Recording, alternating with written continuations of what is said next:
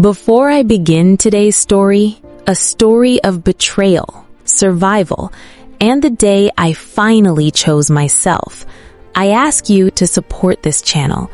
Please subscribe, press the like button, and share your thoughts in the comments. Tell me where you are listening from, because stories like this deserve to travel far and wide. Now, let me take you back to the day my own daughter left me with nothing. My daughter took my Social Security check and took off for the beach. She didn't slam the door. She didn't shout. She didn't even look guilty.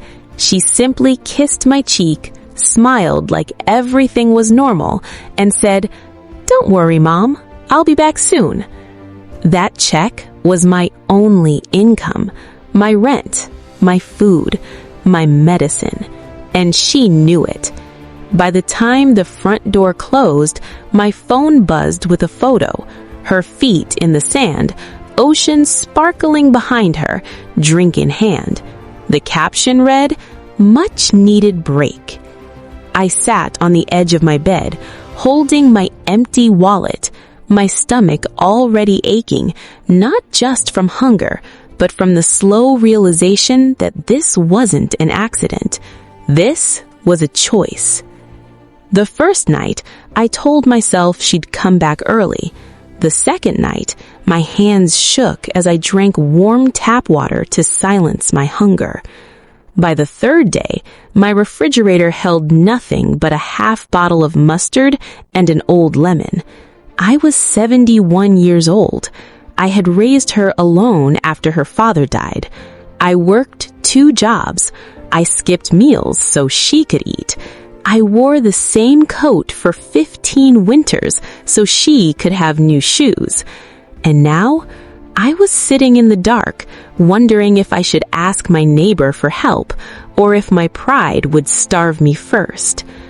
When she finally came back, she looked radiant, sun-kissed skin, new clothes, a laugh that felt too loud for my small kitchen. She dropped her bag and said casually, "So, what's for dinner?" I didn't answer. She opened the refrigerator, and that's when she screamed.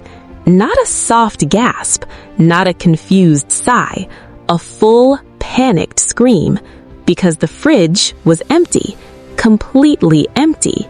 She turned to me, eyes wide. "What happened?" I looked at her calmly and said, "You went to the beach with my food." Her face twisted in anger. "You could have asked someone for help." I nodded slowly. "Yes, I could have."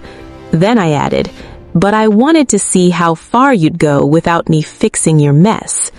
She stormed out of the kitchen, furious that consequences had finally arrived.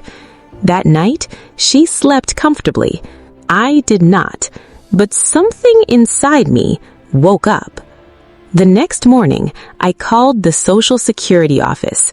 My voice shook, but I spoke clearly. I reported the stolen check. Then I called the bank. Then I called a legal aid office I had never dared to call before, because mothers are taught to protect, not report. By noon, my daughter realized something was wrong. Her card declined, her phone buzzed nonstop. She came into my room crying. "You told on me?" I looked at her and said something I had never said before. I chose myself. She called me cruel, ungrateful, selfish. She told relatives I had abandoned her. Funny, considering I was the one left hungry. For weeks, the house was cold, not from weather, but from silence. But something else happened too. I started eating again. A neighbor brought groceries. A church volunteer checked on me. Legal aid helped me secure my income, this time in my name only. And slowly, strength returned to my bones. One evening, my daughter stood in the doorway, quieter than I had ever seen her.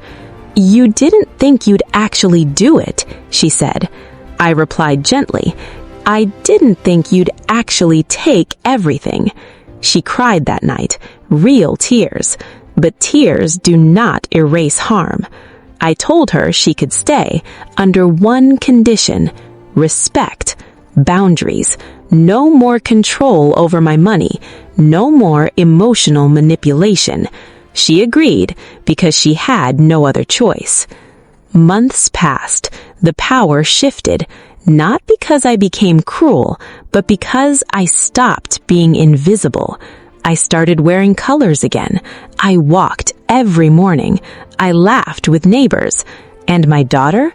She changed too, slowly, uncomfortably, because when someone can no longer exploit you, they must finally see you.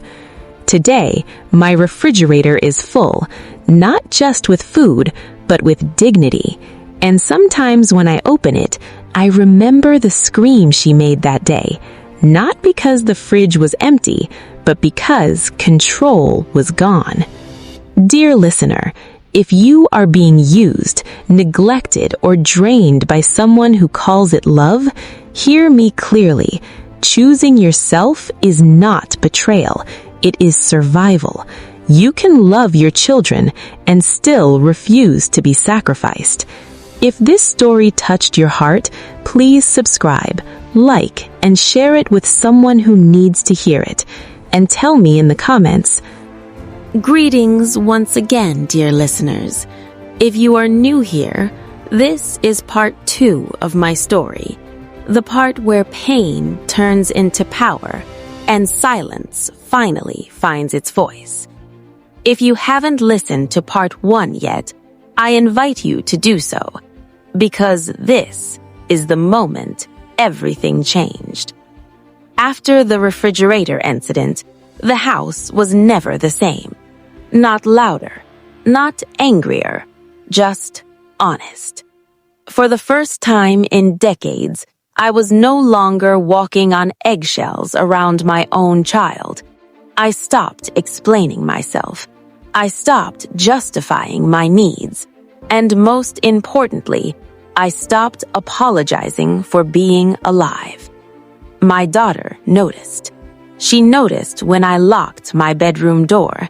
She noticed when I kept my purse close. She noticed when I asked questions instead of saying yes. Control hates awareness. One afternoon, she sat across from me at the kitchen table, arms crossed. "You've changed," she said. I smiled softly. Yes, I survived. That answer upset her more than any argument ever had. Because she wasn't angry that I had boundaries. She was angry that I had found my spine. Weeks later, she tried again. She cried. She brought up my age. She reminded me of all the times she helped me. What she didn't mention was the check, the beach, the hunger. I let her speak. Then I said something that took me 71 years to learn. Love that hurts me is not love I owe loyalty to. The room went silent. Not long after, she moved out. Not in anger, not in peace, in discomfort. Because when you can no longer control someone, staying becomes unbearable. The house felt empty at first. Then it felt light. I used to think being alone was a punishment. Now I know it was a gift. I learned how to cook for joy again. I planted flowers on the windowsill. I spoke to myself kindly. And slowly, the woman I used to be, the one I buried under motherhood and sacrifice, came back. Months later, my daughter called. Her voice was different, not demanding, not sharp, small. I didn't realize how much you did for me, she said. I thought you'd always fix everything. I replied gently. I fixed everything by stopping. She cried again. But this time, I didn't rush to comfort her. Growth needs space. Dear listener, here is the truth I wish someone had told me sooner. Being a good parent does not mean being a silent victim. Being loving does not mean being used. And setting boundaries is not cruelty, it is clarity. Sometimes the most powerful comeback is not revenge, it is peace.